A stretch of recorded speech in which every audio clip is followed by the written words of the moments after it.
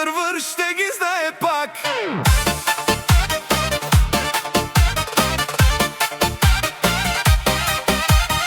Анал зад волана, Йоскан до него, черен джип минава бавно през гетото.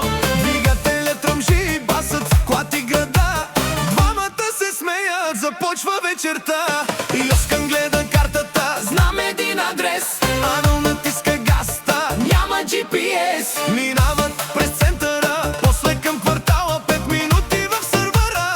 Вече става драма, единият кара, другият говори. В дискорда до сутринта се водят разговори. Пари в банката, коли в гаража, но утре пак ще кажат нямаме и стотинка даже. Анал и Йоскан вайбем до зори, цяла нощ в града, никой не ги спи. От квартала към центъра, после пак назад, двама луди в една кола обикалят целия град.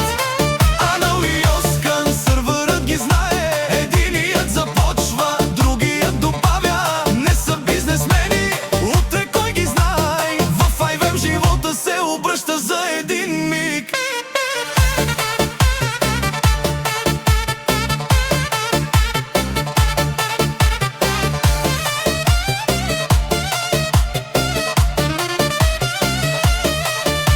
Купиха си бизнес, станаха богаташи. След 2 часа гледам пак парите прахосали.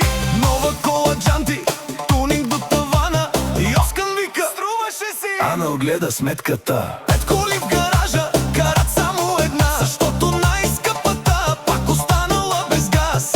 Анал я поправя, Йоскан вече чака. След минута някой пак я удари пред тях. Анал и Йоскан вайбем до зори, цяла нощ в града, никой не ги спи. От квартала към центъра, после пак назад, двама луди в една кола обикалят целия град. Анал и Йоскан, сървърът ги знае, единият започва, другият добавя. Не са бизнесмени, утре кой ги знае. В IVM живота се обръща за един миг. Дърбуката удря, кларинета върти, Анал с Йоскан още броят пари. Една сделка минала, втора предстои, но половината печалба пак отива за коли. От Лос Сантос центъра до края на града, двамата оставят своята следа. Няма скучна вечер, няма скучен ден, щом Анал и Йоскан влязат в IVM. Йоскан си избира най-скъпия костюм, Анал идва с кола, дето вдига страшен шум. Правят се сериозни, точно 5 минути, после някой казва нещо и двамата се чупят от смях. Ролплей уж сериозен, плана е готов, всичко е измислено от А до Я.